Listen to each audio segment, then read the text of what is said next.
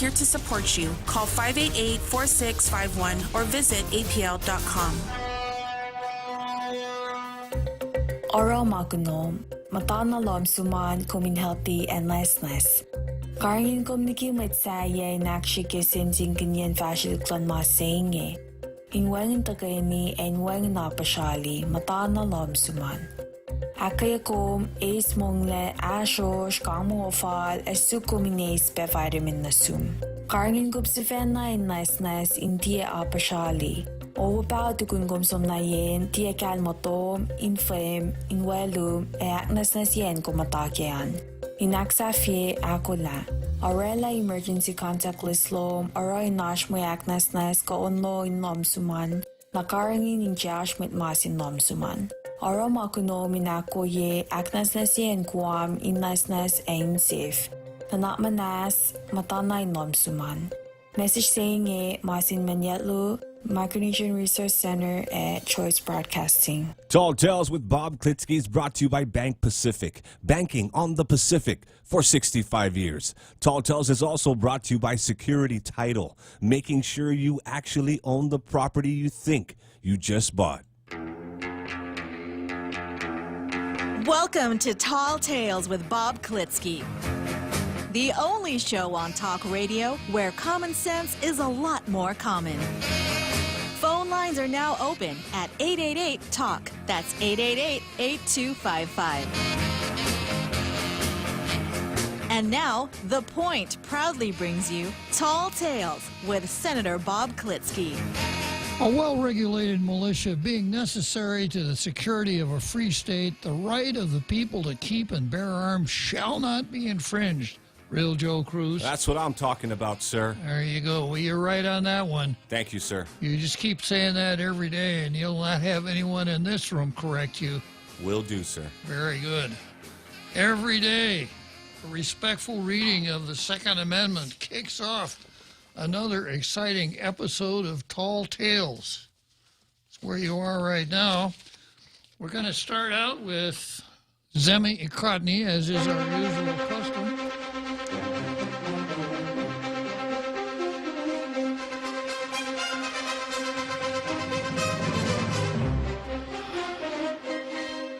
Growing tired of the Daily News' daily failures to put out a local editorial, I'm going to innovate again today.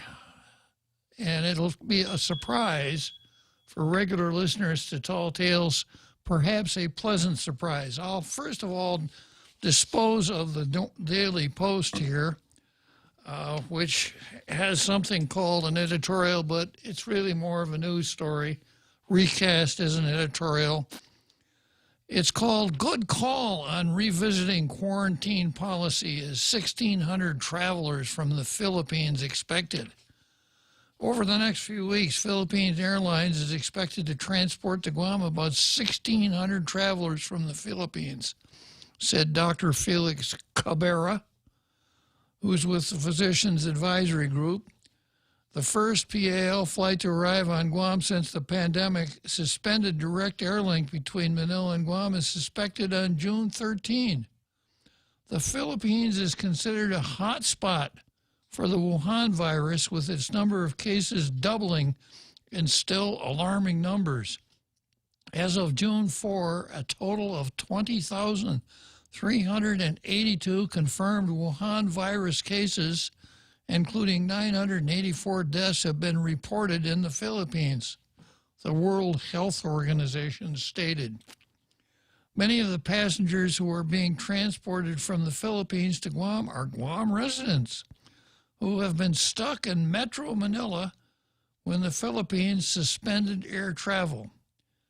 It's unfortunate that they will have to be quarantined for 14 days when they get here, which is a reversal of the governor's earlier decision to have them self-quarantine at home.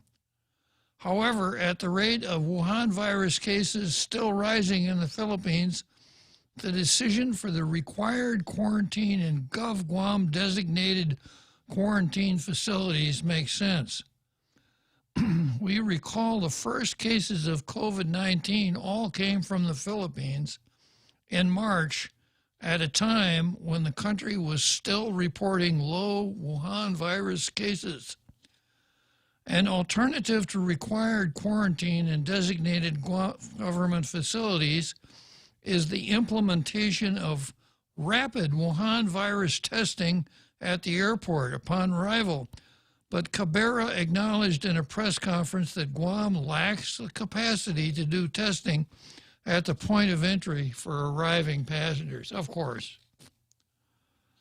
We can only hope that GovGuam can accommodate all travelers from the Philippines who will need to be quarantined in government-designated sites. Government-designated sites, like maybe the 19th floor? Exactly. Wow. Which would be worse?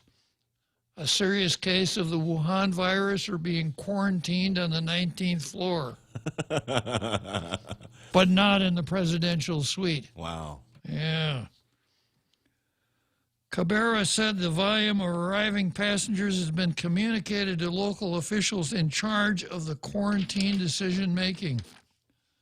At some point, Guam will have to figure out ways to keep the risk of spreading Wuhan virus low while allowing the tourism industry to reopen for business. There are ways to do this without requiring tourists to stay in quarantine on Guam. Perhaps the Pacstar folks could go to Manila and show them how to install a 19th floor in the Manila Hotel. That wasn't in the editorial. That was a beep beep, real jokers. Yeah. GovGuam can consistently do temperature scans at the airport, and travelers who show a temperature of more than 100 degrees, as well as their traveling companions, can be required to submit to Wuhan virus testing. Now, that makes a lot of sense. There are ways for tourism to be allowed to rebound while protecting the island's residents. It takes some planning and heavy lifting, but it can be done. Let's engage the tourism stakeholders and the public health sector in meaningful conversations, all with the goal of keeping the island safe health-wise and supporting the health of the island economy at the same time. Okay. I'm not even going to bother with the Daily News today. You know, once again, it's special from USA Today. Trump risks U.S. health by cutting WHO ties. Yeah. Always USA Today, always Gannett Service, boilerplate, always anti-Trump. It's hardly any sense of, I don't know why I even bring it with me. It's always the same. Now, I have a special editorial here. Since the Daily News is so lacking, I'm always kind of on the lookout for something to read in place of the Daily News headline. It's been Helen Middlebrook a couple of times, who is a columnist for the Post, and Helen writes some pretty good editorials. Just a couple days ago, I read one of Helen's. Today, the guest editorialist is none other than, could I have a drum roll, please?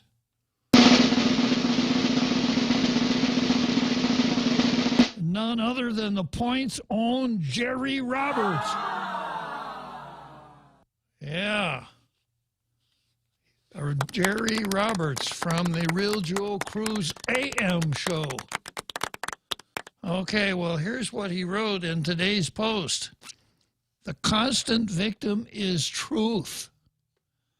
America seems to be a divided nation at war, fighting over just about everything. Quote, truth is often whatever we decide we want it to be.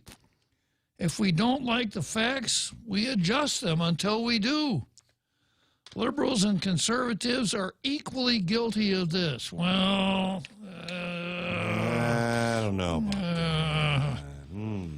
He's half right. Government agencies manufacture their version of truth, as do businesses, groups, and causes of all kinds.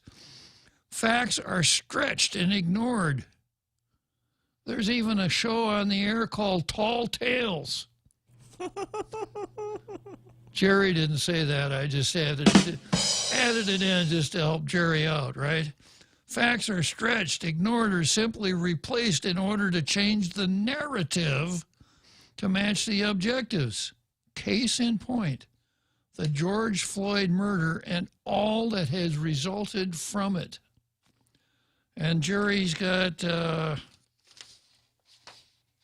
7 points here. First point, George Floyd's image. Now, some people have held Floyd up as a martyr. Some as a man who had changed his life for the better. He had a lengthy criminal record while living in Texas, but no arrests since moving to Minneapolis in 2014.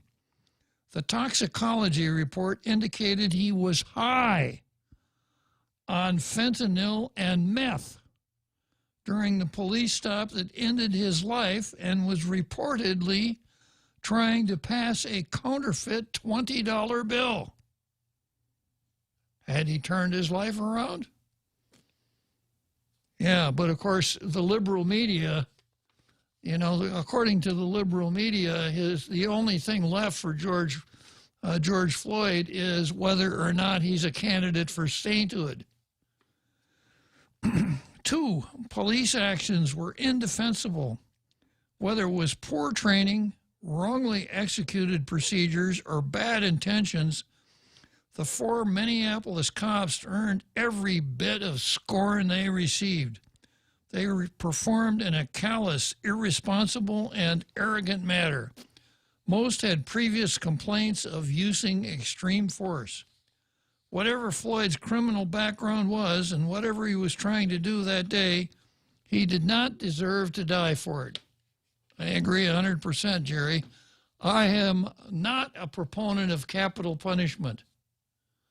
And I'm certainly not a proponent of capital punishment where a cop on the street decides who's going to get capital punishment. Jerry goes on to say, we need to rethink the goals and mechanics of policing in America.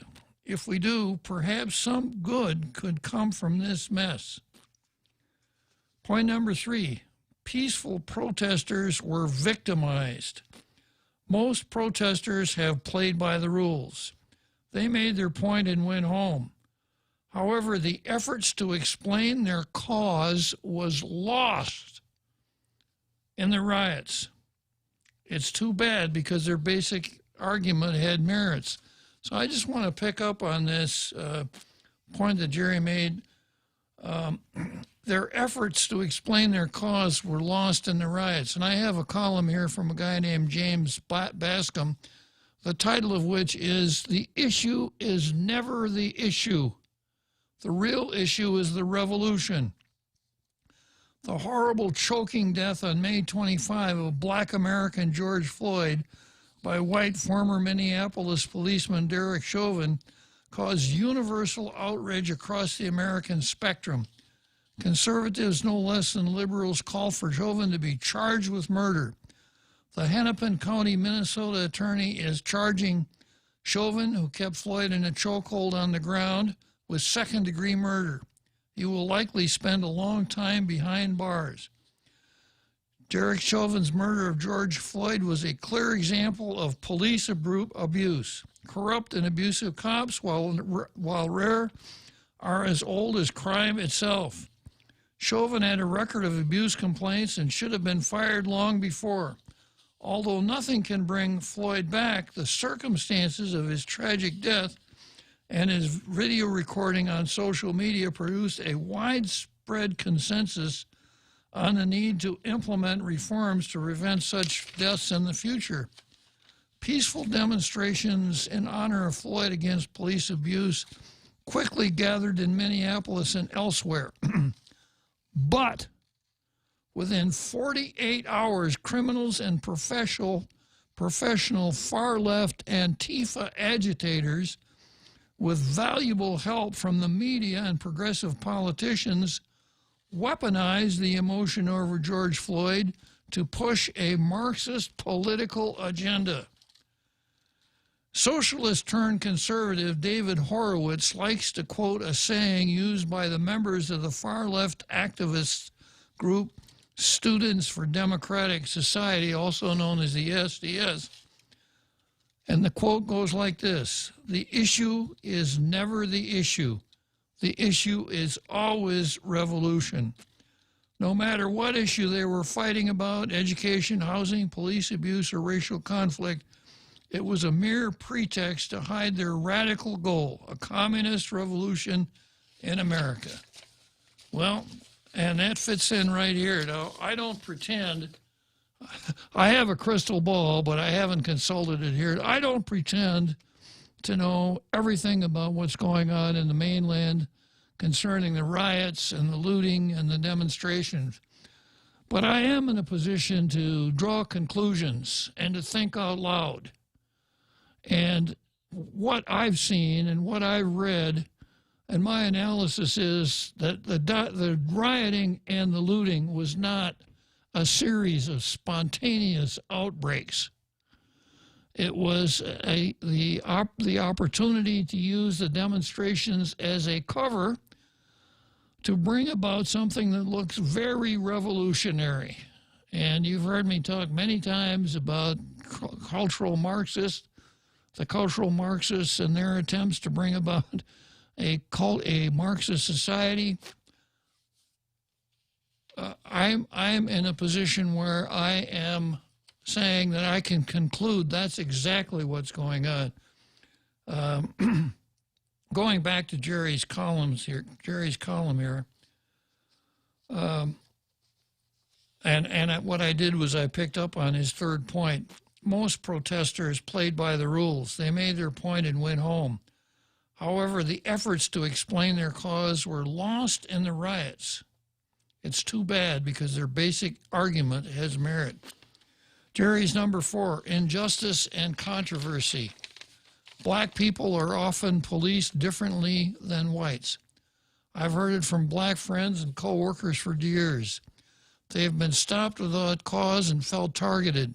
Some admitted fear of the police and the potential for violence, a reaction fewer white people would have. Then there's the desire of black activists to focus on police killing black citizens. While adversaries state black-on-black homicide is much worse, in Chicago alone, black murders annually averaged 378 between 2018 and 2019, according to the Chicago Sun-Times. In 2016, police in America killed 233 blacks, the Washington Post has reported. So in the whole country, not as many blacks were killed as in Chicago in 1 year by other blacks. Rhetoric flies back and forth with each side sticking to their talking points, but meaningful change is missing while the body counts continue to rise. Here's Jerry's point number 5. Change the name. Black Lives Matter draws the ire of many people who respond with, quote, all lives matter. And I mentioned a couple of times how dangerous that can be if there are BLM members in the audience where you make that statement. The conversation gets stuck there. BLM needs to rebrand. A lot of the ALM people would support the cause without this impediment. This is a marketing issue. 6, rioters don't care about Black Lives Matter. There is evidence the riots across the country have been orchestrated and carried out with military precision. Rioters have no interest in George Floyd, just as they cared nothing about Rodney King in 1992, burning and looting after the jury in Simi Valley, California, acquitted the 4 LA police officers who beat him senseless. Then, as now, the police pulled back and allowed the riots to take place. The tragic reality is that many small businesses, a good number minority-owned, already reeling from the Wuhan virus shutdowns, will likely not survive. Looting is a, quote, shopping exercise, period. Free stuff is their cause. The distressing thing is to read and watch various media pick and choose which information to present, making sure it lines up with their political position. What are the real facts? Number 7, Guam has racial issues. We have racial tension here, though it pales in comparison to what continuously churns in the mainland. We don't often speak about it publicly, and maybe that should change. Giving people a chance to air their concerns, open the doors to understanding. It gets rocky at times, but it's worth the effort. Truth needs to matter. Not your truth, not my truth, not the Fox News or CNN truth. Just plain truth. That's when we'll start moving forward. So what do you think, Pearl Joe Cruz? I think we have to move forward, sir. We got to move forward, yeah. Well, I'm evaluating Jerry Roberts' piece here against the Post, and except for that one little slip-up where he said, if we don't like the facts, we adjust them. And then he said, liberals and conservatives are equally guilty of this. I think maybe he accidentally put that in, sir. Like it was a typo or something like that. Yeah, you want to give him the benefit of the doubt, Real Joe Cruz? I think so, sir. I never give anybody the benefit of the doubt. That's acceptable, sir. Yeah. But you know, we've had cases before where an editorial gets just one thing wrong. This is kind of serious, but yeah, it's a very well done editorial. I agree. And I suppose saying that liberals and conservatives are equally guilty of this certainly fits the design of the editorial. It would have been hard for him to write an editorial and lay the blame where it really belongs, straight on the liberals. Yeah, true, because if he did that, then the message would be lost. Yeah, his editorial, yeah. So not giving him the benefit of the doubt, but understanding what he was trying to do, I'm once again going to break with tradition, Real Joe Cruz. No way. Yeah. And the coveted blue star goes to our own Jerry Roberts.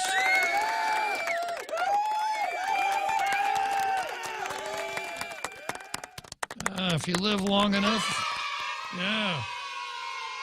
you live long enough, you're liable to see anything, Real Joe Cruz. That's true, sir. So I'm going to leave this certificate proper for framing. I will leave it right here on the table for a proper presentation to Jerry Roberts and Real Joe Cruz AM. Okay, maybe he might say a few words. Well, it would seem to be appropriate, wouldn't it? Yes. Okay. So let's see, I'm going to go to the card next. Oh, yeah, I did have one more thing on editorials before I move on to the card. This is just on editorials in general. And this is about a guy named Michael Tracy who wrote about the flip-flop that the New York Times did.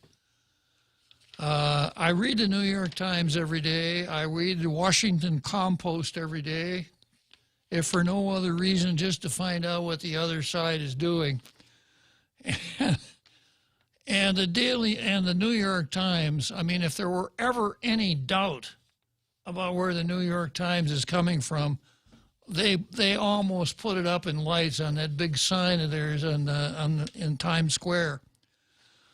They solicited a congressman named Com Cotton to write about whether or not the president should bring in U.S. Army troops to quell the demonstrations in various cities.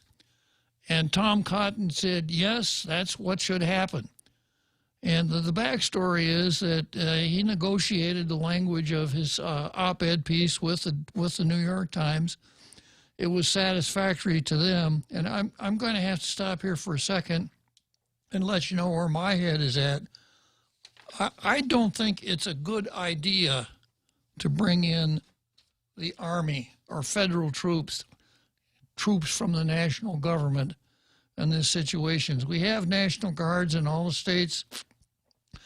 I know from my own personal experience that every National Guard unit goes through a block of civil disturbance instruction every year. So they certainly are up to the task of putting down the riots in the various cities, provided that the governor of the state has the intestinal fortitude to call them up, which hasn't happened in some of the states. So Tom Cotton said, yes, we should bring in troops from the national government to do this. And after he did it, not the editorial staff, but the reportorial staff of the Daily News went ballistic. There was one writer described it as a hostile turnover. They said, you can't put stuff like that in the paper. You can't allow editorials like that. Every one of, and the white ones were saying, every one of my black colleagues now feels unsafe because you ran that editorial. So what did the Times do? They came back and apologized and said, yeah, we exercised poor judgment there. We shouldn't have run that editorial. All in the name of free speech and open discussion. So after that, you know, I don't know if it's worth reading the New York Times or not, because they so obviously are in the pockets of the wokesters. And some people break it down 40 and above and under 40. The 40 and above folks are the old, I may disagree with what you say, but I will defend to the death your right to say it. And the under 40 folks are all the safe folks. They're looking for a safe place. And they can't feel safe if the New York Times runs editorials that makes them feel unsafe. So I'm going to come back to the trials and tribulations of Michael Tracy right after this short break. The Extra Point with Jerry Roberts of Guam Training. Hi, I'm Jerry Roberts, and every day on The Ray Gibson Show, I get to comment on the incredibly diverse, fun, challenging, sometimes frustrating, often exciting, but always interesting world of work. I hope you'll be there with us. You can find daily transcripts of The Extra Point at guamtraining.com. Tune in every weekday morning at 7:20 for The Extra Point with Jerry Roberts. Brought to you by Guahan Insurance Services and First Hawaiian Bank on 93.3 The Point. Mezcla Chamorro Fusion Bistro in Hakata and Tuman are now open for takeout and free delivery services in selected locations. For more information, call 479-2652 or 3 or 969-2652. Open Monday through Saturday from 11 a.m. to 2 p.m. and from 5 p.m. to 8 p.m. Mezcla Chamorro Fusion Bistro brings you island hospitality with the true taste of modern Chamorro cuisine at the comforts of your own home. They take your favorite local dishes and serve them with extra flair you will only find at Mezcla, a true taste of Guam. Tall Tales with Bob Klitzkie is brought to you by Horizon Properties. Call 646-7616 or 777-7792. You can also visit them at horizonpropertiesguam.com. We now return to Tall Tales with Bob Klitzkie, soaring over the confusion with his superpowers of truth. Call 888-TALK. That's 888-8255. So here we are back again talking about the New York Times. And again, by way of background, the New York Times has traditionally been looked to as the paper in the United States. It's the newspaper of record. If it didn't appear in the Times, you got to wonder, did it really happen? And their motto is all the news that's fit to print. Well, they really tightened up on that one, I guess. And as a general principle, the way the Times goes has a large influence on the entire hard copy press in the United States. Not all of it. Right now, I think the only holdout is the Wall Street Journal. So when the New York Times does something, everyone notices. So I've got an article here from Town Hall by Matt Vespa entitled "A Liberal Reporter's Observation About Journalists of Color is Sure to Infuriate the Left-Wing Mob." Here it goes. Former Young Turks reporter Michael Tracy has been catching hell with his tweets covering the George Floyd unrest and the overall meltdown we're seeing from the left. He's progressive, but not afraid to call out the lunatic trends that are assimilating his side of the aisle. Recently, he's been horrified by how major publications have caved to this lunatic fringe. If you haven't followed Tracy since the days of him just torching the liberal media for peddling the Trump-Russia collusion insanity, you'd think he's a conservative. He has gone on a tear warning about how the activist and media wings of the left have merged. The activist and media wings of the left have merged. They're culturally ascendant and totally insane. When the New York Times threw a tantrum about Senator, not Congressman, about Senator Tom Cotton's op-ed about using the military to restore law and order, Tracy declared the media industry as totally foxed. That's as close as I can come. He's also torched those throwing the fit, calling them cry bullies, and coddled to no end. We seem to have forgotten from the endless storage of college illiberal insanity that these kids have graduated and embedded themselves in some of the nation's cultural bastions. The effects of that trend have been horrifying. Nothing about Cotton's op-ed was problematic in the real normal world. The talk about standards the Times peddled to quell the unrest within their halls was made up.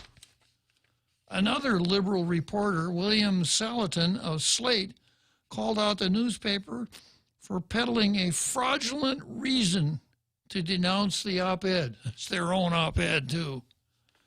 He saw right through the nonsense. The insane part was that scores of reporters at the Times claimed that running Cotton's piece put black lives in danger. Commenting on the meltdown at the Times, Tracy tweeted, "It seems like if you're a, quote, journalist of color, close quote, all you have to say is, I'm going to have to use the word fox again, I'm so foxing tired, and every media institution will immediately cave to your insane, incoherent demands." He'll toss a hand grenade into the tent, that's for sure, meaning Tracy. And the response he got was what you'd expect from the left.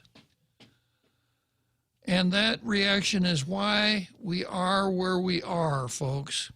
What the media trolls don't understand is that many of their colleagues privately agree with me and tell me so, but are too petrified to say anything public because they know they will be destroyed, Tracy said.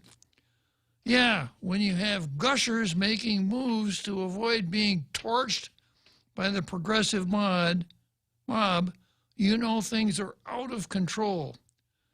The chance that fruit snacks would be attacked by this mob was already remote.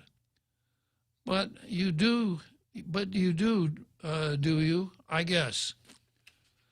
The leftist orgy is out of control, and even the most ardent liberals in the country see it. There's no way the, quote, defund the police war cry is popular with regular voters. With the unhinged mob, of course, any Marxist idea is popular. Not wanting to be robbed and raped is white privilege now. They've gone off the rails, and I'm not so sure that their ideas will be considered fringe within the liberal politics for long. We're slowly seeing this left-wing cancer eat the Democrat Party from within. And this time I'm going to tie this back into something I've been talking about for a while. The cultural Marxists, the neo-Marxists, the Frankfurt School idea, starting back in the 60s, was that there will not be a violent revolution in the United States. Workers, the proletariat, will not overthrow the capitalists in a violent revolution. They saw that during World War I, so they decided the better approach would be to hollow out American institutions and make people hate their country. Hollow out American institutions by infiltrating the colleges and universities. And that's exactly what they've done. And these young folks at the New York Times who were so uptended about Cotton's op-ed piece are the product that we're getting from these universities now. So unfortunately, this is going to get worse before it gets better. When the New York Times will cave in and apologize for its own editorial because the newsroom doesn't like it, it couldn't be any worse than that. You know, historically, there's a solid wall between the newsroom and the editorial policy of a newspaper. The editorial policy oftentimes is the exact cross purposes with what the folks in the newsroom think, which we aren't even supposed to know because they're supposed to report facts and not put their own opinions into the news. But we see it even here, I pointed out from time to time, how opinion somehow sneaks into the news. So this semi-Cottony part of the program is very important because we got to keep an eye on the editorial policies of our newspaper, and we're blessed. We've got one newspaper here that actually writes good editorials. We got another one that would rather run the liberal tripe from USA and Gannett. I suppose it's easier. It doesn't require, you don't need staff to do it. You just need someone who can copy and paste. But in addition to the other things that are going on in the country, we don't have newspapers that we can rely on. I'm going to go back and see if I can remember that Thomas Jefferson quote that I like so well.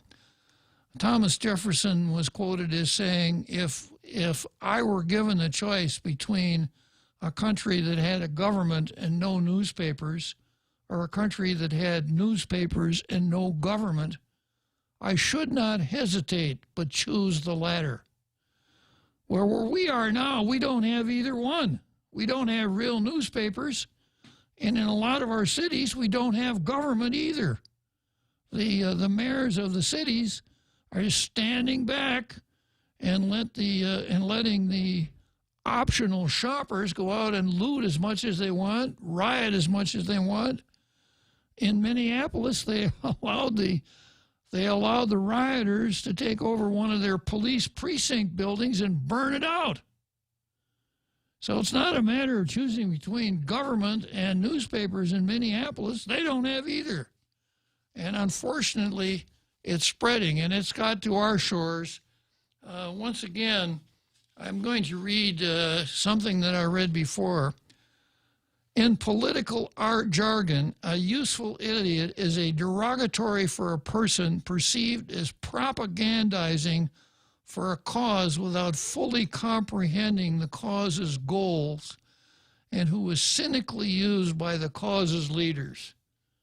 Now, there's a little kinder term later on, useful innocence, that I decided I'd use. But we've got our own useful innocence here. White coats for black lives. You know?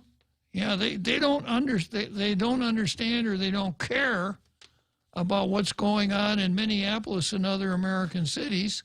It's not of interest to them. They can, by expending a minimum amount of effort, go out and publicly virtue signal, get their names and pictures in the papers, and feel good about themselves all the rest of the day as they leave the field where they did their demonstration with nice warm tummies. So we're not immune here. We have to stay vigilant, so to speak. Okay, so much for Zemi Ikotny. Let me go now to the card for today. And let's see, what have I... Wow, Troy versus Janela. What a surprise. And Tina versus the Emergency. And let's see, I've got this. I'm going to finish the Social Worker versus Minneapolis. And then I've got Woke Jim versus Minneapolis. Woke Jim Moylan. Coming up on that break. Horizon Properties can empathize with individual property owners during this trying time. The last thing you should worry about is collecting rent or sending a repairman to your property. With their web-hosted property management system, Horizon can reach out to tenants, vendors, and owners alike and maintain the current prohibition requirements. Let Horizon Properties take care of it all. Help flatten the curve by remaining safe at home. Call 646-7616 or 777-7792 or visit horizonpropertiesguam.com. Horizon Properties, always there for you. This Father's Day, be one of 7 lucky winners of Circle K's Ultimate Father's Day Package. Get a case of tomahawk steak, a bottle of whiskey, a case of beer, and a Bacchus beer bag. That's a $300 value. Purchase $25 or more in fuel or any 6-pack or more of Miller Lite, Coors Light, or Blue Moon to receive an entry form. Tune in to The Ray Gibson Show on The Point for more ways to win. Winners will be announced on June 17. Visit 76circlekguam.com or any Circle K location for more details. Tall Tales with Bob Klitzkie is brought to you by Mezcla. Mezcla Chamorro Fusion Bistro in Agotnya and Tumon are now open for your dining experience. Necessary precautions and safety protocols were assessed in order to maintain a clean and sanitized area for you and your family while dining in. Join Mezcla in Agotnya and Tumon locations for a true taste of Guam.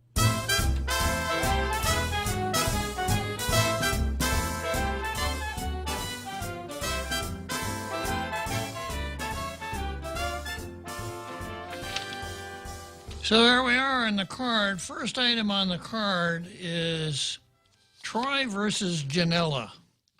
And let's see, Janela has now gone 24 days without muting any microphones or cutting off any reporters who are trying to ask the governor a question.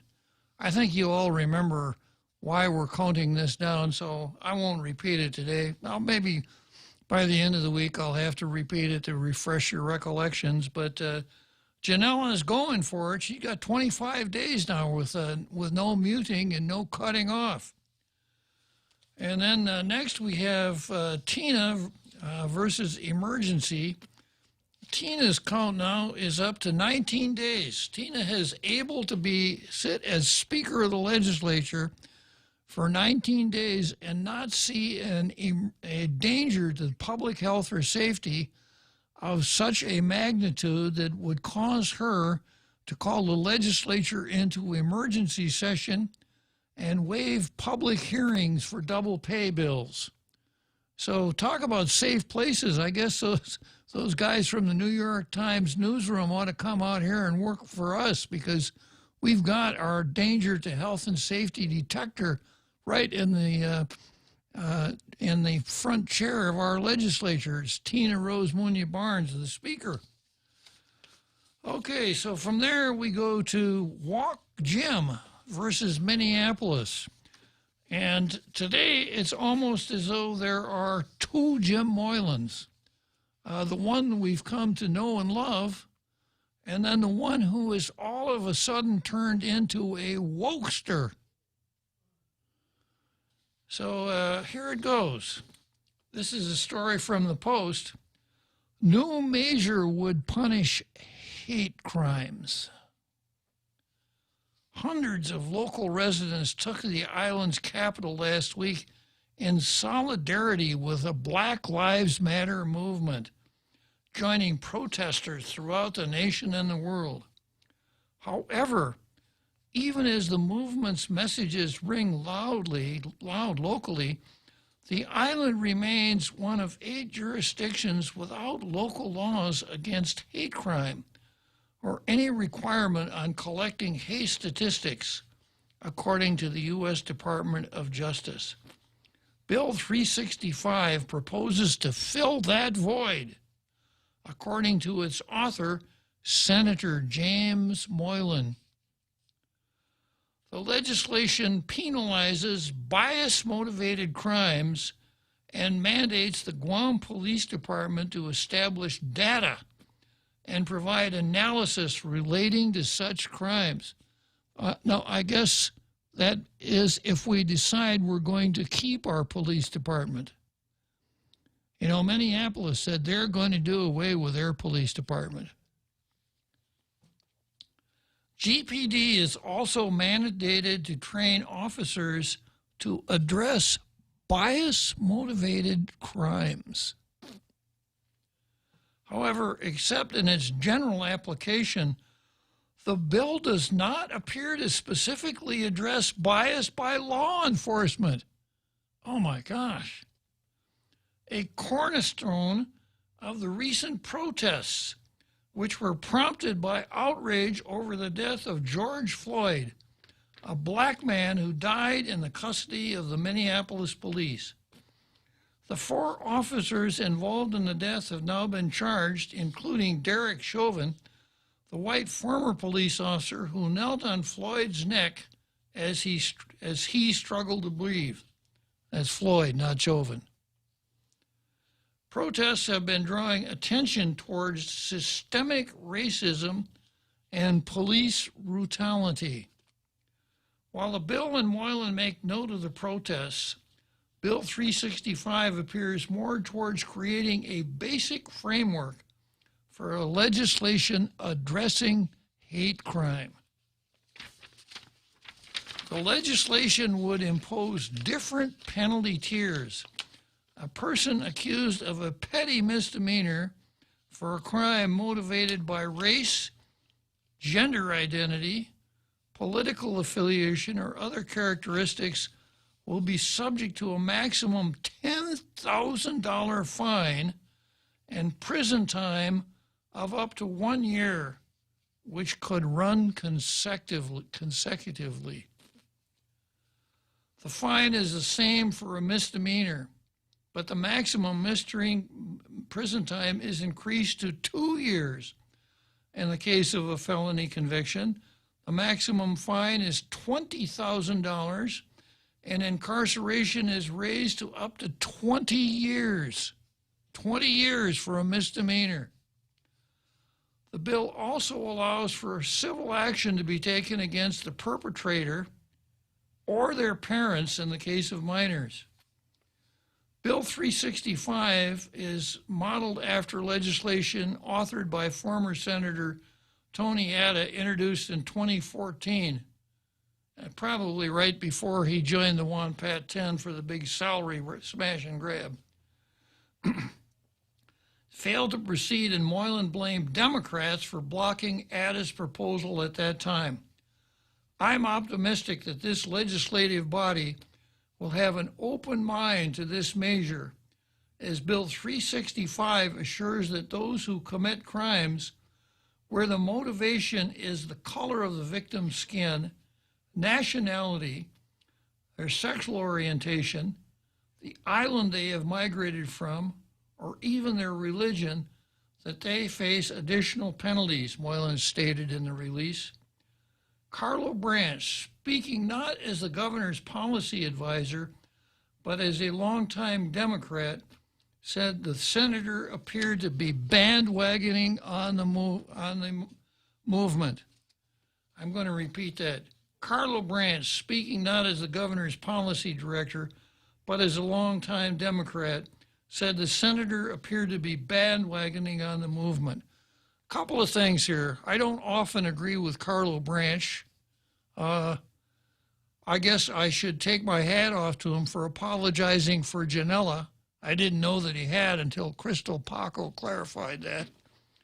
And I always get a kick out of people who hold official positions and think that they can, it's like a jacket they could take off and hang up and say, I'm not speaking as the governor's policy advisor now. I'm speaking as a Democrat. It just doesn't work that way. If you are the governor's policy advisor and you belch and don't say, excuse me, that goes back to the governor. But in this particular case, I think he's right. Branch said that Senator Moylan appeared to be bandwagoning on the movement. In other words, he sees the white codes for Black Lives, and he sees these other demonstrators, these other useful innocents out protesting, and he is trying to capitalize on that. That's what bandwagoning means. He's trying to climb on the bandwagon with them. And then Carlos got a really good point here. I have to, of course, remind you that even a broken clock tells the correct time twice a day. Hate crimes are a tragedy, and that's why they've been a federal crime for decades. And I thought when the national government went that route, I thought it was stupid. And I still think it's stupid. And let's just take an easy example. If I were to kill someone, if I killed someone because I hated him because the way he treated my dog, as opposed I hated him because he was white, would he be any less dead if the murder was because I killed him because was unkind to my dog? It doesn't matter. And one of the theories behind the criminal law is that when we identify certain kinds of behavior as crimes and we punish people for committing crimes, it's supposed to send a message to the rest of the population. Don't do that or you might get punished. So are we sending the message then that if you are a bank robber and the reason you're robbing the bank is because you don't like the color of the building, is that any less a bank robbery than if you did it because you just wanted the money? The basic premise, it's built on sand, very loose sand. Well, I'm going on here with my rap. Hate crimes are a tragedy, and that's why they've been a federal crime for decades. Is it me, or does the good senator remind you of the guy who sees a crowd going in a popular direction and yells, "There go my people. I must follow them, for I am their leader"?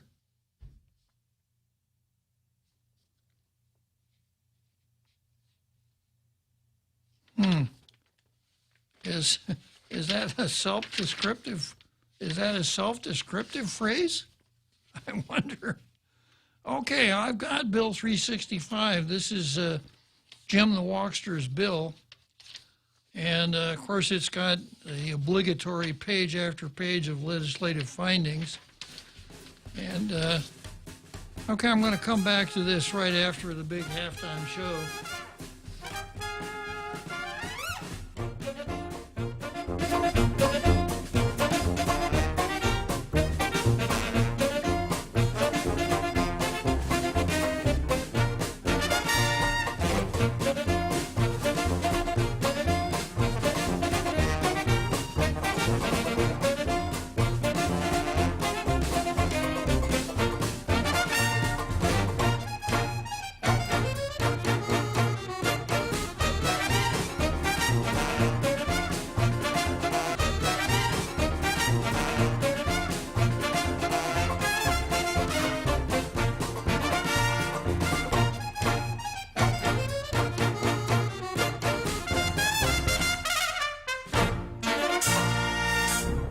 The Point is KUSG, Hagåtña, Guam, 93.3 FM and 104.3 HD3. saying goodbye. I'm Jack Callahan, Fox News. George Floyd was not expendable. This is why we're here. Texas Congressman Al Green addressing hundreds of mourners at Tuesday's funeral for George Floyd in Houston, Texas. Presumed Democrat presidential nominee Joe Biden offering his condolences via a video message. And unlike most, you must grieve in public. It is a burden. A burden that is now your purpose to change the world for the better.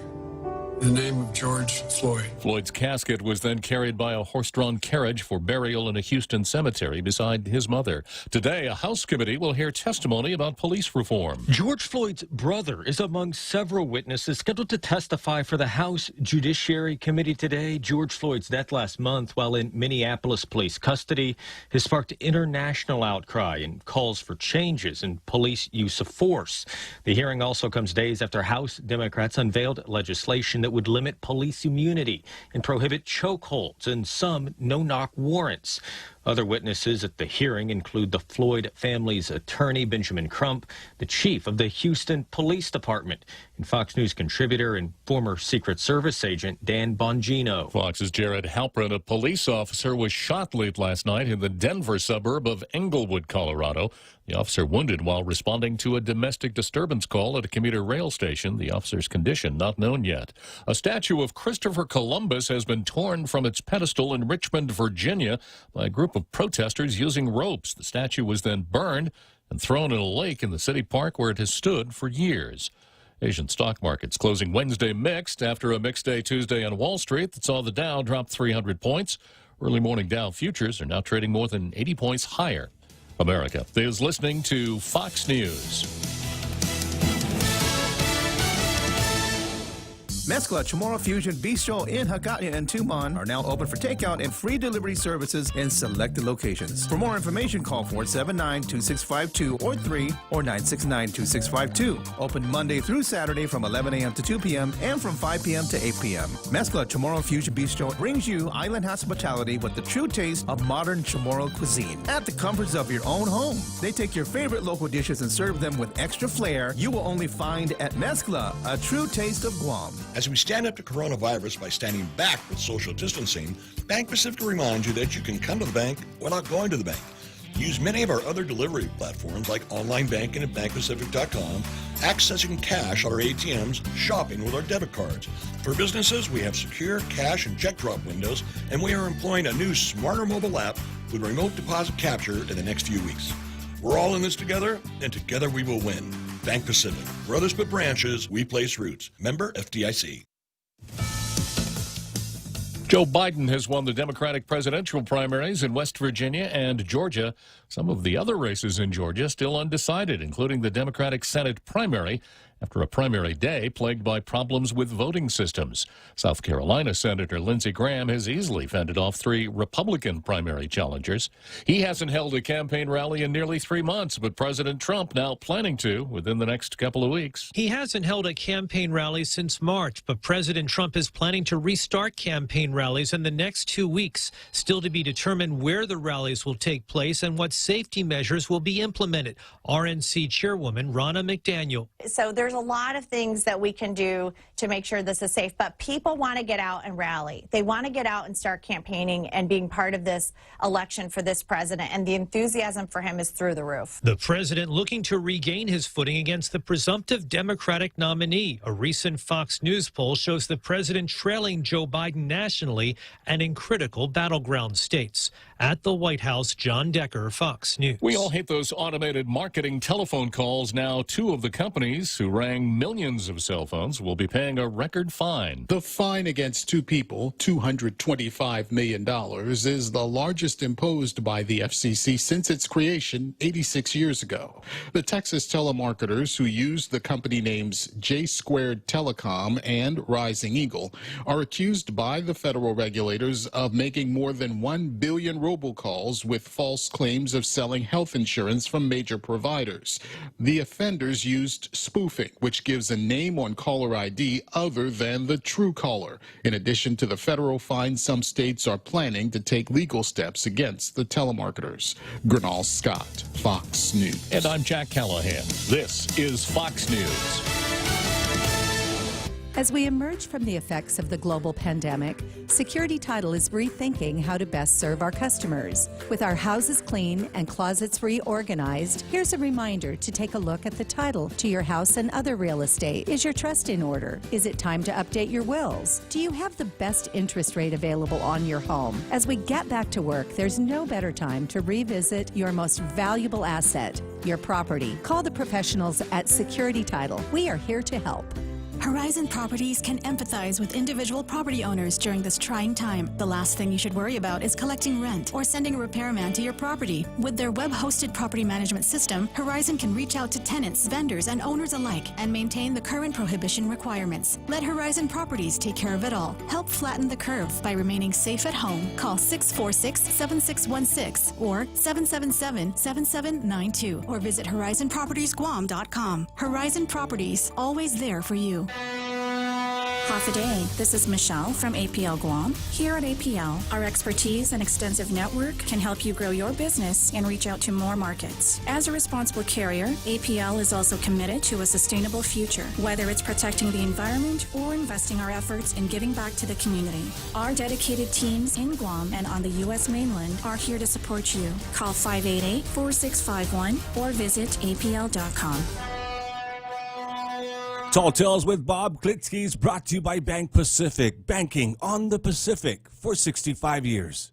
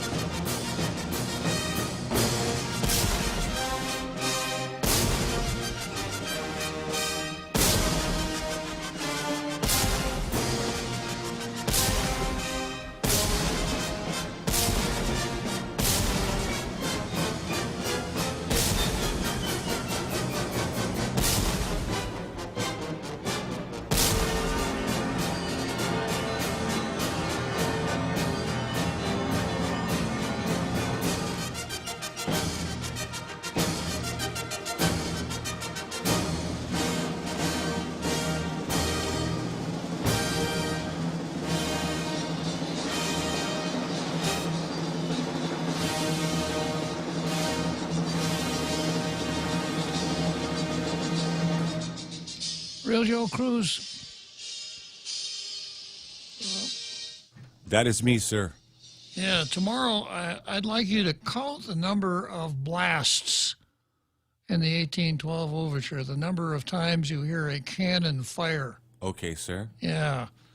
I recently had a discussion with a soldier about what the definition of a 21-gun salute is. Oh, that's right. I've heard you speak on I've talked that. about before. Yeah. Yeah. So if you hear one of those cannons fire 21 times, that is a 21-gun salute.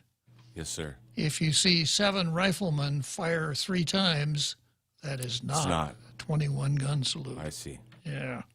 So I'm just curious of how many cannon blasts we have in our 1812 overture there. Okay, I'm going to get into James Moylan, the Walkster, versus Minneapolis, but I'm going to chat with R. Carl for a minute first. Good afternoon, R. Carl. Hey, good afternoon, Bob. Yeah, I just wanted to chime in on Senator Moylan.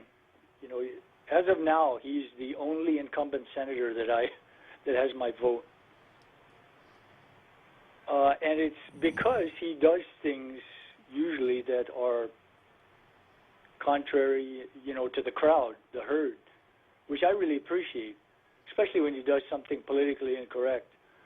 The minimum wage bill was, to me, one of the big disappointments. To me, it was a golden opportunity to differentiate himself and say this is a really bad idea, and then make the case why it's a bad idea, because it was a bad idea. And if it got defeated, if his view got defeated, which it probably would, so what? He'd have made his point. He'd have stood out. This is the second major disappointment. Not quite at the point where I won't vote for him, but he's kind of headed in that direction. And I'll start looking for people who are not incumbents, who are politically incorrect in their views. and are willing to come into the legislature and not just hold hands with everybody and sing Kumbaya. We really need people to rock the boat and to be contrary.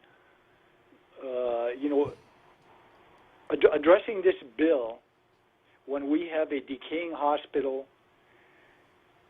decaying schools and school systems, and a decaying prison, along with the other major problems, is just, I don't know, I just shake my head. Why in the world? Carlo Branch, I usually disagree with him too, but I think he is right. There's this bandwagonism that tends to go on, and I think, unfortunately, this is part of that. This morning I was doing a cameo on the Ray Gibson show, and we were talking about candidates, and I said I would like to see a candidate run on the platform. If you elect me, I'm not going to tell you what legislation I will introduce. I will tell you that I will be the bulwark against dumb legislation. I will try to kill all of the dumb stuff that comes along. And if we could find someone like that, even if you weren't able to get one through the legislature, it would be a worthwhile addition to our legislature, wouldn't it, Carl? Yes. Yeah, and President Calvin Coolidge, who is highly underrated president, and he was able to accomplish a lot by some of the things he didn't do. But I remember a quote, and I don't remember exactly what it said, but to paraphrase him, he said that one of the most important jobs, if not the most important job of legislators, is to kill bad legislation before it gets through and it can do its damage. That's one of the major jobs they have to do. And unfortunately, too many times they fail. I just wanted to chime in on that. Usually I'm very satisfied with what he does, just for the fact that he is contrary. He's a contrarian. This is one of a few disappointments that I can chalk up to the disappointment side. And hopefully it doesn't continue because, I would like to vote for at least one incumbent.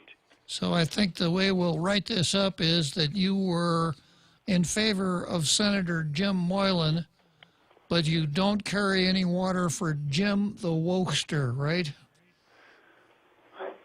Yeah, I carry water for Jim the politically incorrect because he's the only one that sometimes does that. Yeah. And I just think it's bad. It's too bad he decided to go for a woke.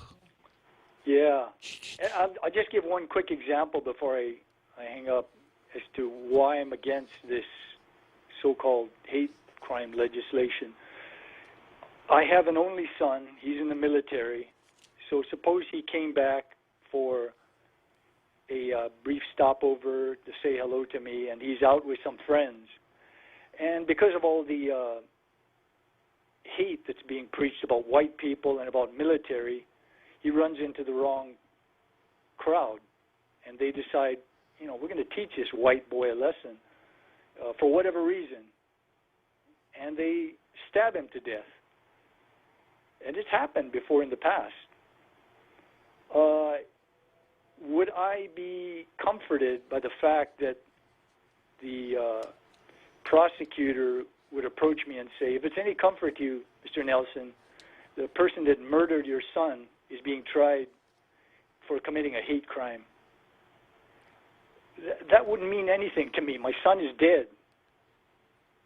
And just as dead as, yeah, it's just a silly proposition. It's social engineering gone wild is what it amounts to. Yeah, and that's one reason why I'm against it. It's one of those bright, shiny objects because that is where the crowd is, or some of the crowd anyway, is headed these days. So there tends to be some who want to just jump on the bandwagon, and I'm against that.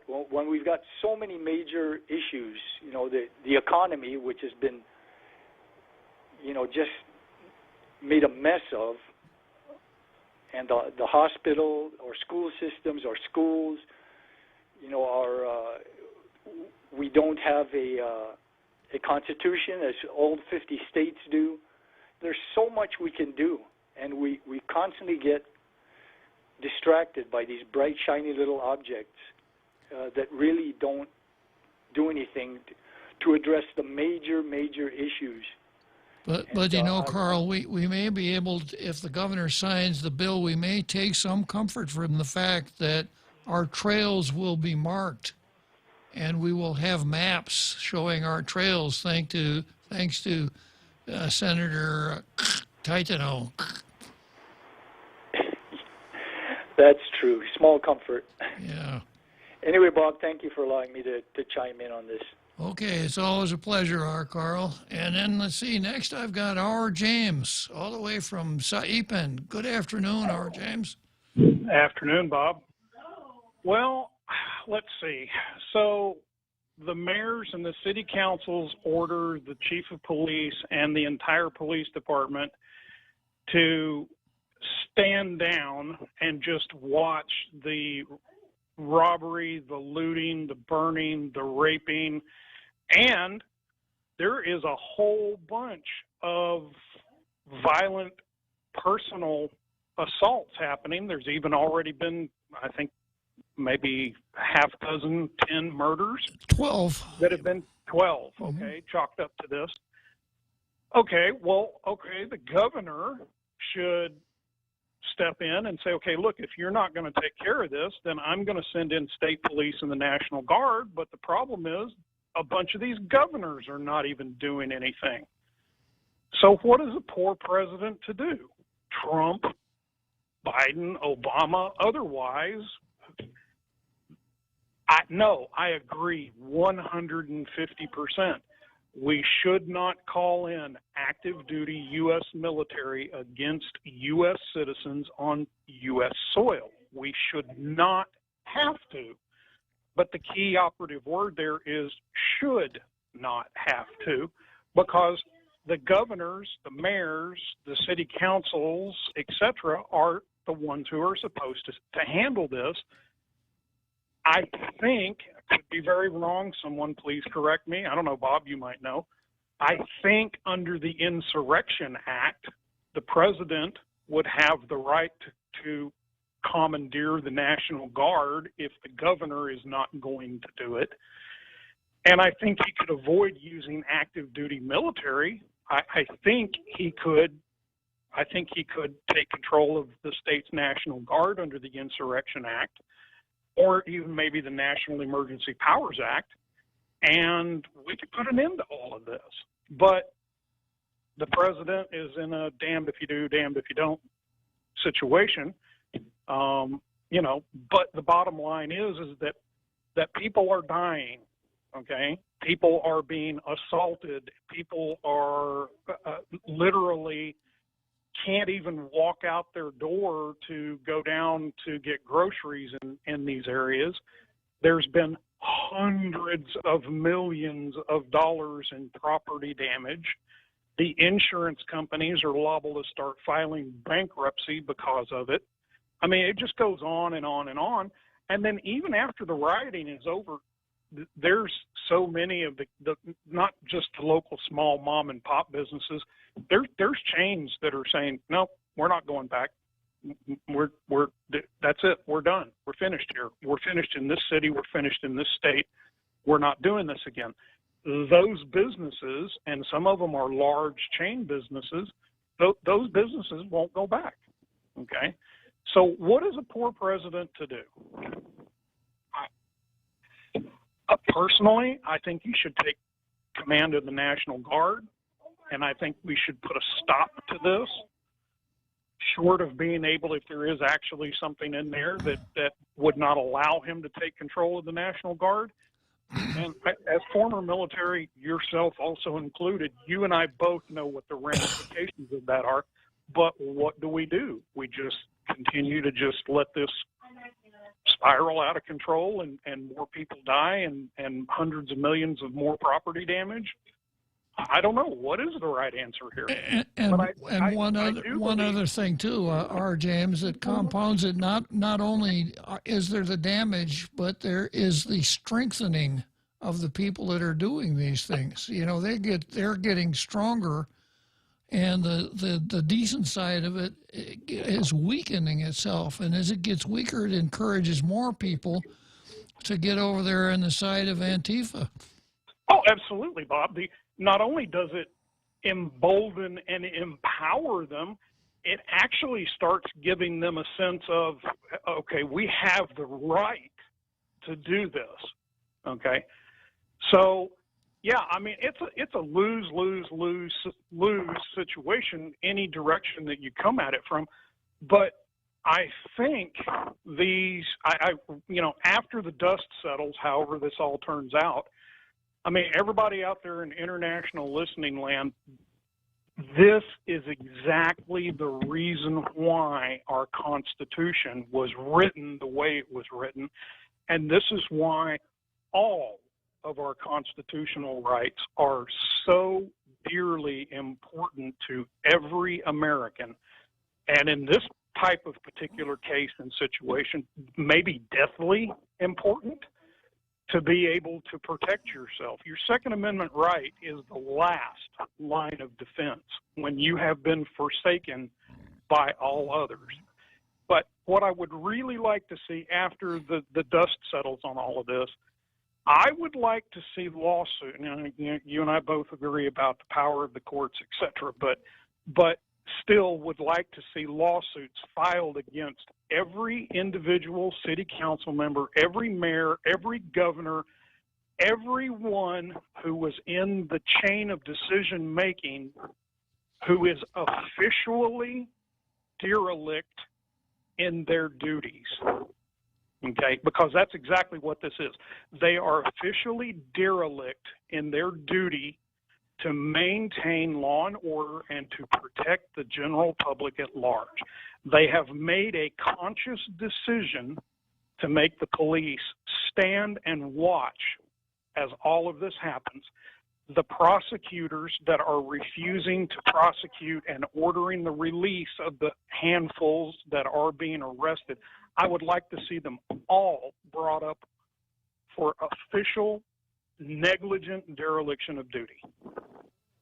Interesting idea, James. May not do any good, but right now, you know, the old saying, you've got to stand for something or you will fall for anything. That's where we are. Yeah. Exactly. And that's why I keep coming back to the useful idiots amongst us here, not standing for anything but falling for everything. Well, I don't remember my great-grandfather all that well because he passed away when I was about 7 years old. But I do remember him saying that it's better to, you know, die on your feet than on your knees. And if you don't stand for something, you'll fall for anything. I remember those sayings that he used to use. And there's a reason why old sayings and old adages carry through the centuries. It's because they're true. True enough, James. Have a good day, Bob. Thanks for sharing your insights, R. James. Okay, well, that was R. James following R. Carl. And next I have Tina on the line. Good afternoon, Tina. Good afternoon, Bob. I guess my question is,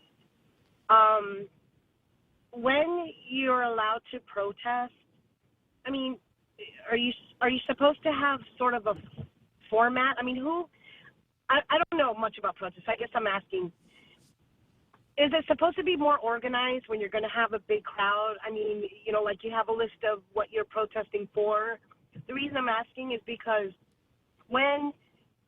are you there? I'm still here, Tina. Okay, sorry. When Rodney King riots happened, there was a reason that happened because the justice wasn't served.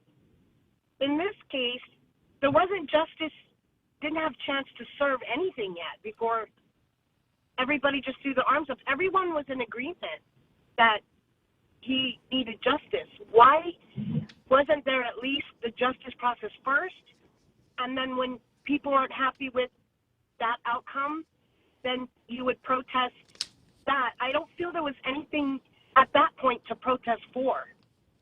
That's a really good point. Tina. But I guess I could offer you a couple of answers. The first answer is a little earlier in the program. I mentioned that if you are a Marxist revolutionary, the issue is never the issue. The real issue is the revolution, and I think that's what we're seeing. So any application of reason to the situation wouldn't further that end. The second response I can make is that the First Amendment of the Constitution says that Congress shall make no law abridging the right of the people to peaceably assemble and to petition the government for a redress of grievances. So the people can peaceably assemble for a good reason, a bad reason, or no reason, so long as they are peaceable. So one would think that organizers of demonstrations would go through the exact process that you're talking about, that they wouldn't be out carrying on a protest for no reason or for a bad reason, that they would consider what it is that they're protesting and then establish a means of communicating what it is that they're protesting. I don't think that we're seeing that in the U.S. mainland at all. I think that the whole thing has been hijacked by a bunch of radicals, and that the protests only serve as cover for the rioters and looters, Tina. Well, I guess another question I have too is, I don't know if you've heard, but apparently the cop and Mr. George Floyd actually knew each other. Does that change anything as far as the cry that there was a cop brutality only issue? I mean, I feel like there was more than, in other words, it wasn't like just a random person. He knew him, but I don't know if that's true because, of course, we haven't heard a lot of details in this, so it's confusing to know what route would have been or should have been taken. I just feel like, yes, you're right to, the First Amendment, but it has to hold water because you're gathering a bunch of people on the basis of just how you feel and not what's right. And that's very dangerous. And we can see that because some of the people that died there, if that was my father who died as because of this, I would be upset. Be accountable for not controlling like the previous call, or like you said, to allow people to gather and not have control, especially in a dangerous situation that it got out of hand for almost still going on, or a week? Yeah, 10 days. The first day it got out of hand, sir, something had to have been done to protect citizens because not everyone deserved that. Look at the people that did die. What about them? All good points, Tina. And if my thesis is correct, that the whole process was hijacked by Antifa, anarchists, and cultural Marxists, that doesn't make any difference to them because what they're trying to do is create chaos and anarchy. So, Well, then, but to me, sir, that is that should be illegal because they didn't think the process out before they jeopardized many cities. Well, most of the stuff that we read about is illegal. It's illegal to burn down a police precinct. It's illegal to throw rocks through windows. But as we've seen, the mayors of so many cities are not taking any action. They're letting it happen, or they're siding with the rioters in the case of Minneapolis. Okay, well, if anything, sir, I think maybe after this or however they do it, we need more laws, too, that control this from getting out of hand again. Because it's not going to be the first situation someone's going to be unhappy about. It's going to be a habit from now on, Tina. Well, thanks a lot, Tina. I got to go. I got the seventh inning stretch coming up. Thanks for calling. Okay, thank you. Bye. Bye. The Extra Point with Jerry Roberts of Guam Training. Hi, I'm Jerry Roberts, and every day on The Ray Gibson Show, I get to comment on the incredibly diverse, fun, challenging, sometimes frustrating, often exciting, but always interesting world of work. I hope you'll be there with us. You can find daily transcripts of The Extra Point at guamtraining.com. Tune in every weekday morning at 7:20 for The Extra Point with Jerry Roberts. Brought to you by Guahan Insurance Services and First Hawaiian Bank on 93.3 The Point. Cocoa Coffee Company mugs are now here. Show pride for your island as you enjoy your delicious Circle K coffee. Each generously sized 16-ounce mug is etched with Guam-inspired images like Chief Gadao, Serena, Two Lovers, and many more. The Cocoa Coffee Company mug collection is available for a limited time only, so don't miss out. Get yours today and collect them all. Exclusively available at Circle K locations. A portion of the proceeds go toward the Cocoa Bird Recovery Program. Tall Tales with Bob Klitzkie is brought to you by Horizon Properties. Call 646-7616 or 777-7792. You can also visit them at horizonpropertiesguam.com.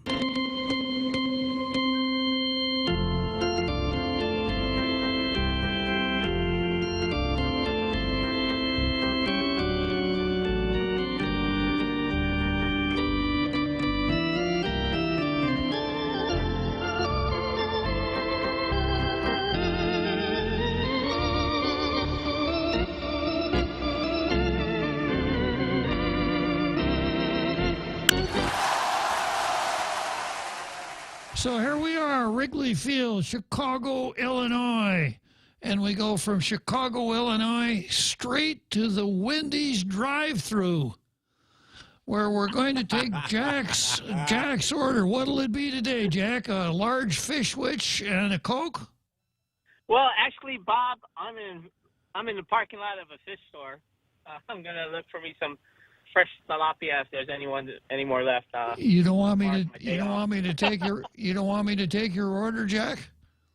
Well, not necessarily. The past 2 days, I'm a diversified eater. I went to McDonald's and I went to Wendy's. I also went to Kentucky, so I'm pretty much diversified in my obesity diet there and oversaturation. But you didn't call the point when you were going through the drive-through. I was already through the drive-through. You gotta time this better, Jack. I'm going to tell the real Joe Cruz that from now on, if you're not calling from a drive-through, do not put you through to me. Well, I'm always going through one drive-through or another whenever I'm on the point. But I called. I was listening and I was just wondering, about this defunding the police defunding the police. And I was wondering, how about we apply that logic to every institutional failure, such as education, public education. Public education is a massive failure. Is the remedy to defund it? How about our own hospital? Another massive failure. Is the remedy to defund the hospital? We can't do that because we've got white coats for black lives. We can't defund. Yeah. That's why medicine is like law is a practice. It shouldn't be considered a profession. I'm just joking. Because you always have to practice your medicine. You always have to practice your law. True. It's not a set in stone thing. But I was just also calling because I heard you talking about military intervening into civil matters. And there was a movie back in the 90s. I think it's The Siege with two of my favorite actors, Denzel Washington and Bruce Willis. And, that's what the topic was the plot was the military coming in and taking over the rioting and the looting and dysfunctional city. And at the very get-go, Bruce Willis, who played a military officer, said, you don't want the military to come in because at that point it's game over. Anything you expect of decency or arbitration, no. The bottom line for the military to come in is for law and order. to suppress both foreign and domestic. I think that's what's missing in the oath when these politicians take the oath, because I don't think foreign and domestic is mentioned in the oath. I think it's just to protect and serve the Constitution, right? Yeah, it But does. for the military, it's always to protect and serve the Constitution against foreign and domestic. So I don't know. Maybe it's in the oath, and maybe that's why politicians act differently. But there's another headline that kind of hit this morning news, and that's the Navy cracking down on the display of the Confederate flag. What do you think about that? And the Marine Corps too. Yeah. Well, I understand it. I think my sentiment is I feel sad that we're at that point, but I'm afraid that we're kind of being forced into it.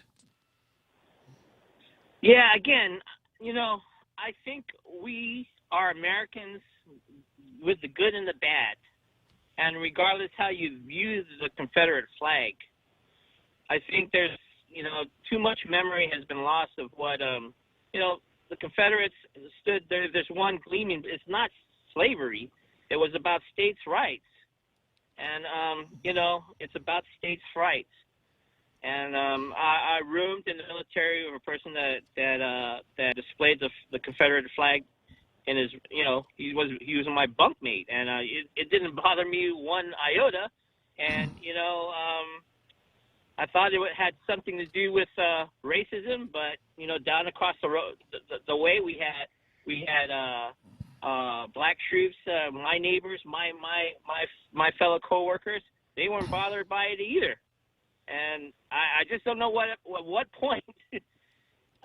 Maybe I've been not involved in that much socializing, but I just don't get it. I grew up with the Dukes of Hazzard.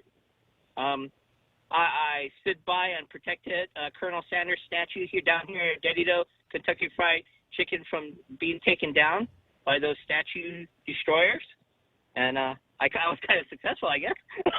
But anyways, I just don't know at what point in time that. Let me take a crack at that, Jack. Actually, I don't see the use of the word states' rights. States don't have rights. States are not people.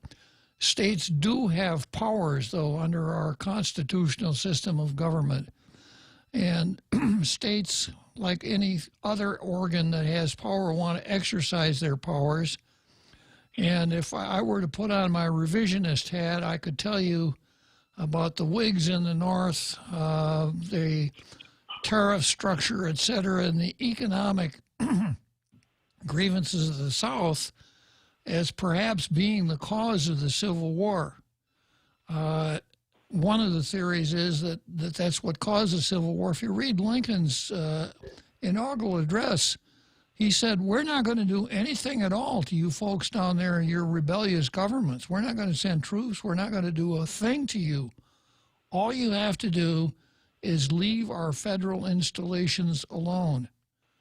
But of course, the important federal installations were the customs houses, because at that time, almost all of the revenue for the government came from customs duties. So Lincoln was saying, let us continue to collect customs. You guys do whatever you want to do.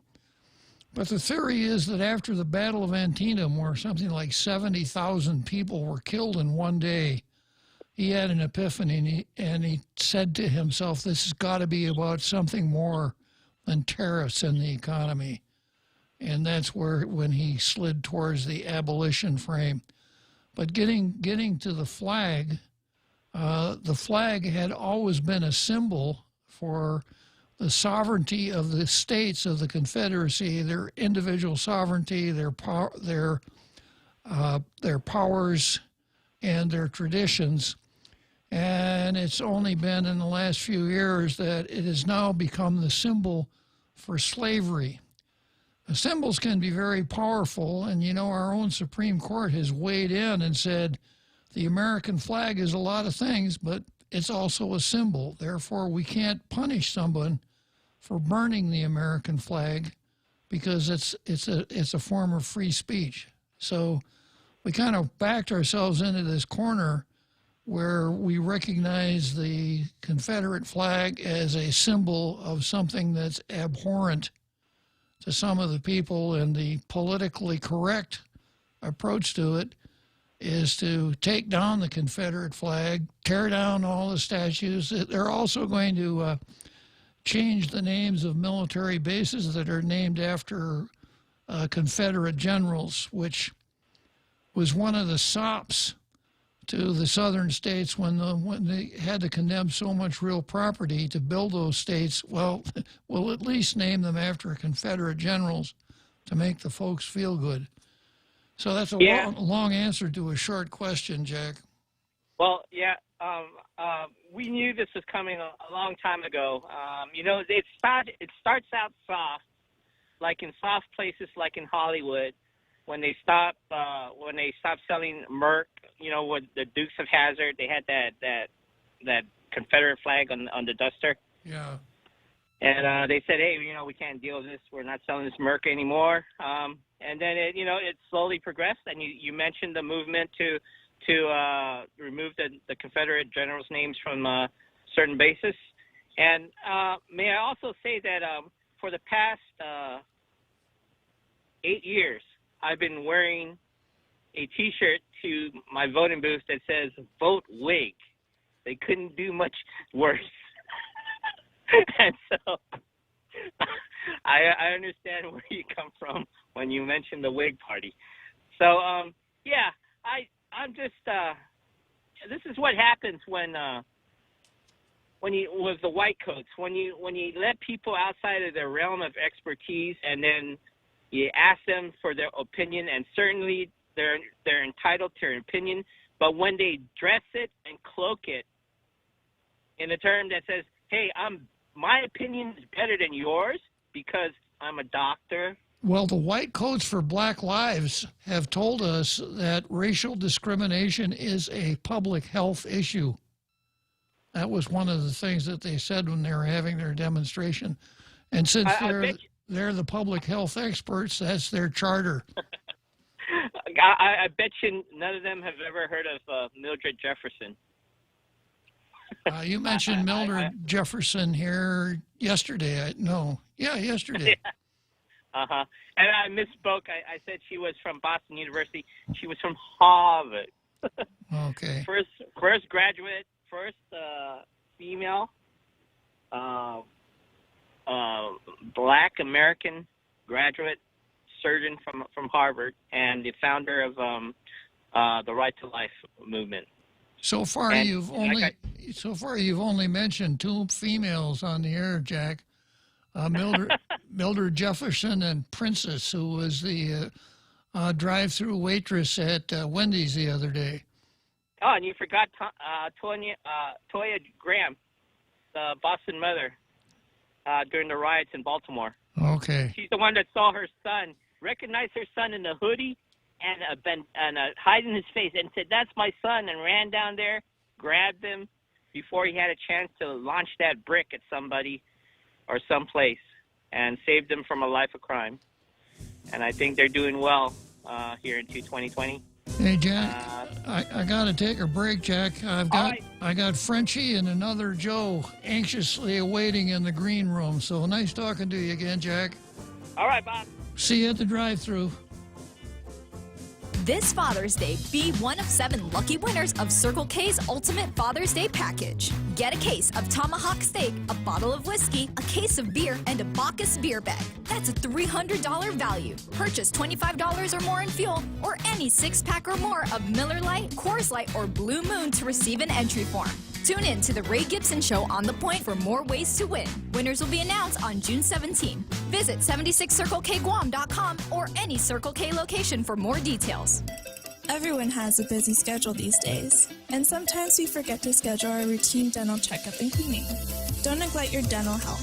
Schedule one today with Dr. Robert Yang and his Smile Team, conveniently located at the East West Business Center on Marine Drive, Upper Tumon. Call us today at 647-8702 or 3. Again, that's 647-8702 or 647-8703. We make smiles happen. Tall Tales with Bob Klitzkie is brought to you by Bank Pacific, banking on the Pacific for 65 years.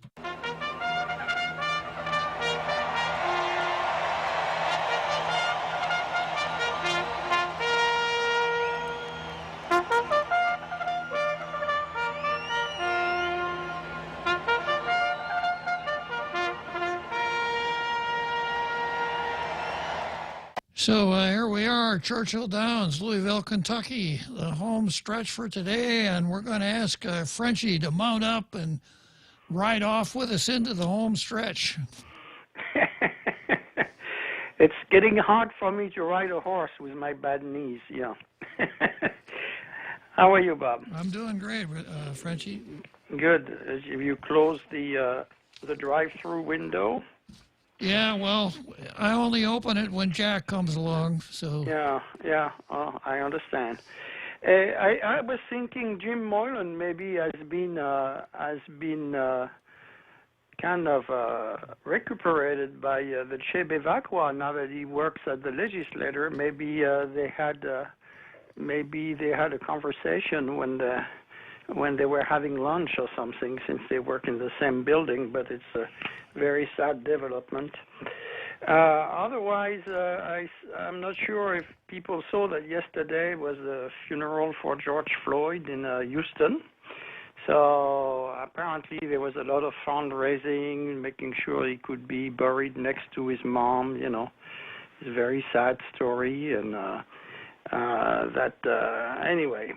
But what was very interesting to me, and I was not quite sure at the beginning, but watching the TV reporting, I was watching those guys with those bow ties, the little hats, and their suits and the dark glasses, and I said to myself, that sure looks like Nation of Islam goons. And sure enough, later on was reported the Nation of Islam provided security for the funeral. And, you know, this is kind of interesting because Nation of Islam is probably the most segregationist party in the United States, and it's also a black supremacist party. And the fact that they were able to weasel their way in there is not surprising because they are very close to Al Green, who is from Texas, who did a speech during thing. He's one of those radical representatives that we have in D.C.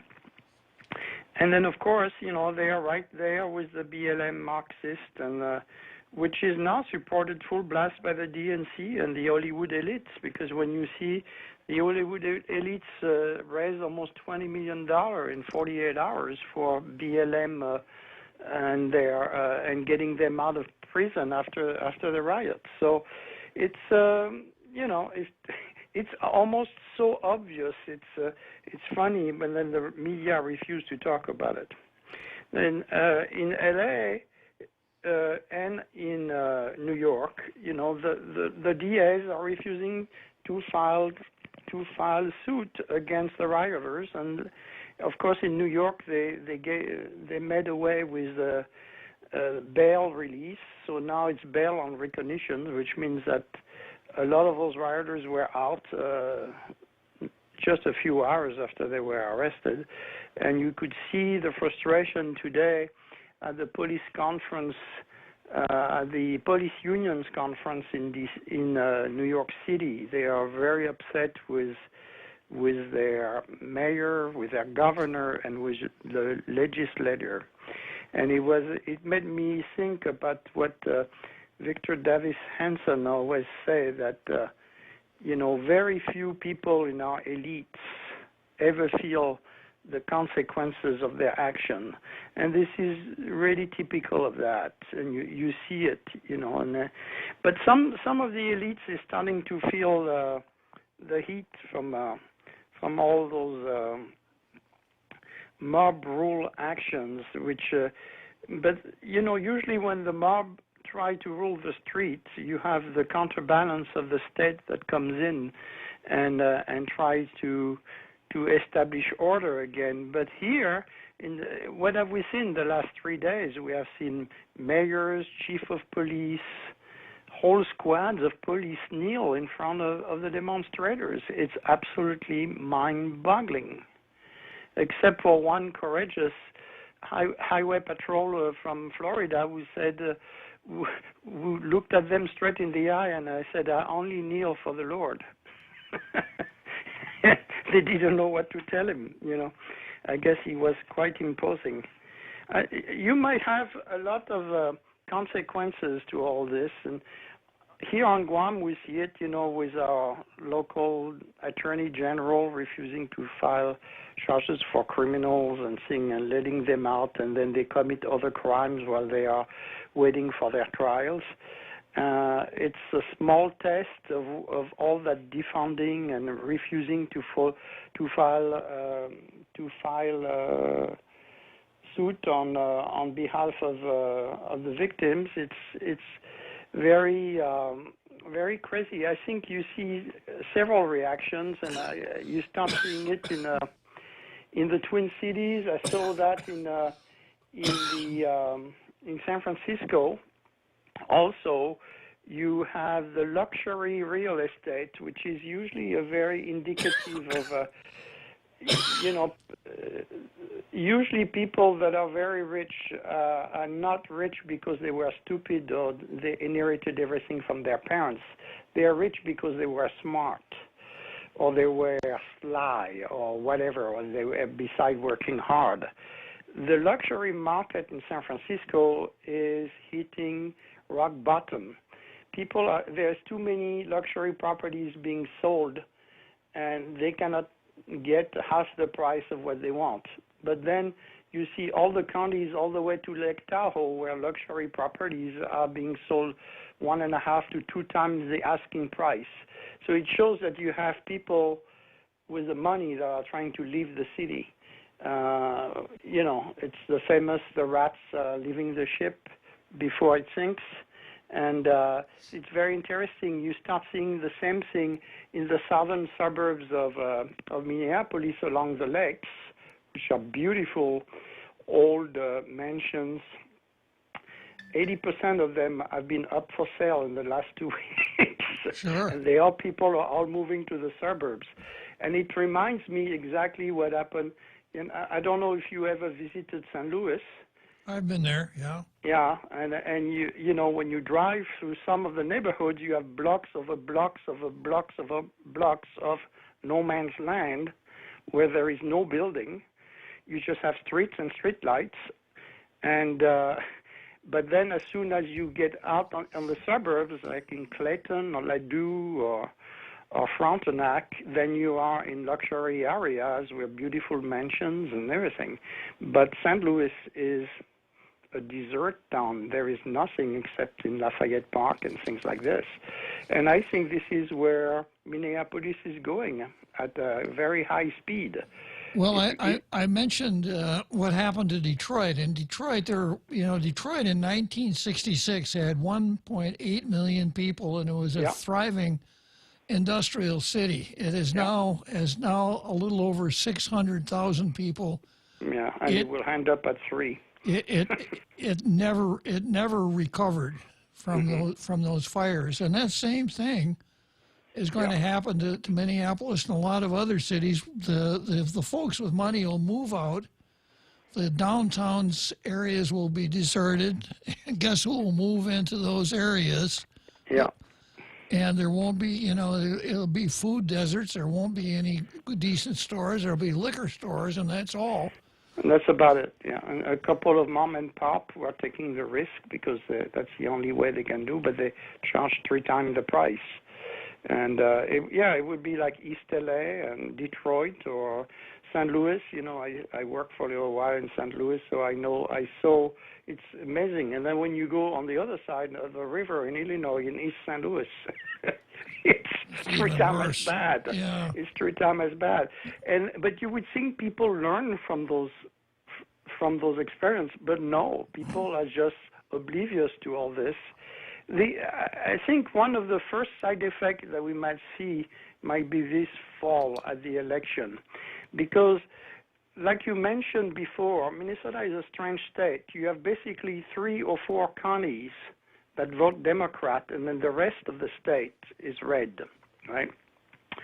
And so you have Hennepin and Ramsey, which is basically Minneapolis and St. Paul and some of their suburbs, and then you have where the Mayo Clinic is in Rochester in southern Minnesota, almost by the Illinois border there, and then you have up north you have Duluth and what is called the Iron Range, which is where all the mining used to be.